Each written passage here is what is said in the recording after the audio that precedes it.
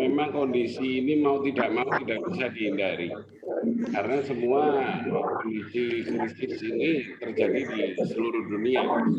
Jadi apa yang dilakukan oleh pemerintah Indonesia dan juga Bank Indonesia justru sebetulnya itu menjadikan pemicu kalau buat saya, pemicu kita untuk memperbaiki diri. Memperbaiki diri di mana? Yaitu di perizinan.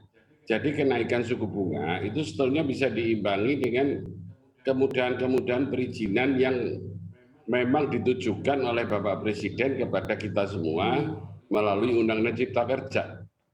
Tapi kenyataan yang hari ini perizinannya kan masih sangat complicated. Dan perlu pemirsa ketahui bahwa dalam sebulan terakhir ini itu sebetulnya KPR itu turun 7%. Itu dari indeks Bank Indonesia sendiri. Nah, kenapa ada penurunan itu? Nah, itu juga bukan karena kenaikan dari BI rate yang dilakukan kemarin, tapi karena kondisi-kondisi yang complicated di dalam melakukan berhubungan dengan birokrasi. Nah, itu yang perlu diperbaiki. Karena kalau kenaikan cuman 0,25 atau bahkan nanti sampai akhir tahun akan berencana menaikkan lagi 0,25, itu masih rasional kalau kita bandingkan dengan kondisi-kondisi yang ada di negara lain. Jadi kalau memang ada gimana kecenderungan terhadap properti dengan kenaikan ini, masih rasional kalau buat kami. Paling terpengaruh itu di kelas menengah. Kelas menengah itu adalah kelas yang harganya di bawah 1 miliar akan terpengaruh. Kalau kelas mewah tidak akan terpengaruh. Kalau kelas MBR itu kan memang bunganya sudah dikunci oleh pemerintah dengan subsidi. Jadi yang akan masalah itu adalah di kelas menengah. Tapi dengan 0,25 bahkan 0,5, jadi masih di bawah 1%, itu masih menurut kami masih rasional daripada akibat inflasi yang akan berakibat domino effect ke seluruh dunia usaha. Itu kira-kira. Baik, Ibu Maren, kalau menurut Pak Toto ini kenaikan suku bunga 25 basis poin masih rasional, tapi ada dampaknya untuk kelas menengah begitu ya. Ini bagaimana Bu, ke penjualannya dampaknya Bu? Demand dari pembeli bagaimana? Ya, jadi Mbak Dian mungkin ada dua hal yang perlu kami sampaikan di sini ya. Jadi menurut data dari rumah.com ya, tadi juga Pak Toto sudah bunga KPR sebetulnya itu ya. Jadi meskipun turunnya tipis gitu ya, sedikit, tapi trennya tuh memang turun dari kuartal ke kuartal gitu. Nah, dengan kenaikan ini mungkin trennya akan naik ya dengan kenaikan dari suku bunga acuan dari Bank Indonesia ini akan naik, tapi trennya juga pasti akan naik.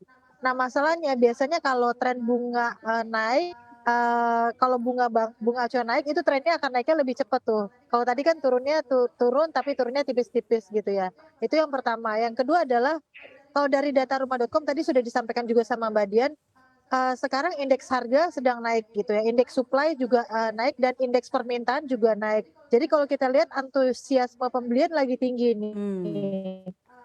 Jadi dengan adanya kenaikan suku bunga ini kami melihatnya tidak akan karena tadi ya kenyataannya sekarang ini antusiasme di masyarakat sedang tinggi dari sisi keinginan untuk membeli rumah dan juga dari sisi supply dan harganya juga sedang tinggi. Dan kalau kami lihat juga dari sisi bank ya, bank tentu punya pertimbangan gitu ya. Jadi selama ini pun juga pada saat bunga acuannya turun dari bank yang lain-lainnya juga tidak langsung menurunkan suku bunganya karena mereka memang mempunyai kebijakan sendiri-sendiri ya. Banyak hal yang terus yang akan diperhatikan oleh bank tersebut, misalnya kayak cost of fund gitu kan.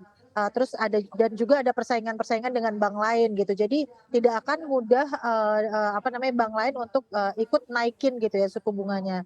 Jadi karena pada akhirnya kebijakan dari bank itu berbeda-beda sih Mbak Dian. Nah, mungkin kalau dari rumah.com mau menyampaikan adalah hal yang lain yang perlu diperhatikan di sini adalah mungkin Pak Toto juga bisa sependapat nih Pak, diskon PPN ini kan kita akan berakhir di bulan September gitu kan. Ya mungkin usulan kami itu juga bisa membantu konsumen yang membeli rumah, idaman mereka dengan mungkin diperpanjang, Mbak Dian. Atau juga mungkin, dengan, pemerintah memberikan kebijakan yang lainnya. Mungkin kali ini bisa memberikan kebijakan, dari sisi BPHTB gitu. Jadi, nah kalau BPHTB kan bisa, tidak hanya rumah baru ya gitu, tidak hanya primary, tapi yang mau beli rumah second juga bisa terimpact di situ. Kira-kira seperti itu sih, Mbak Dian, tanggapan dari Rumah.com. Baik, saya ke Pak Clement. Pak Clement, ini kalau dari Ibu Marin tadi bahwa kenaikan suku bunga acuan dari Bank Indonesia ini antusiasme pembeli tidak terlalu terpengaruh begitu ya, dan juga Pak Toto juga tadi mengatakan selama kenaikannya tidak 1% atau lebih dari 1% juga ini masih rasional. Bagaimana tanggapan Anda? Dan tadi juga Ibu Marin mengatakan bahwa rumah second atau rumah bekas begitu, ini bagaimana kondisinya saat ini untuk pembelian rumah second? Oke, kalau rumah second, kalau kita lihat beberapa daerah bahwa kalau kenaikannya cuma 0,25, rasanya sih belum berasa ya. Tetap animo masyarakat itu masih tinggi untuk membeli aset di saat ini gitu. Kenapa? Dengan adanya inflasi ini, lebih baik pegang aset daripada pegang cash money.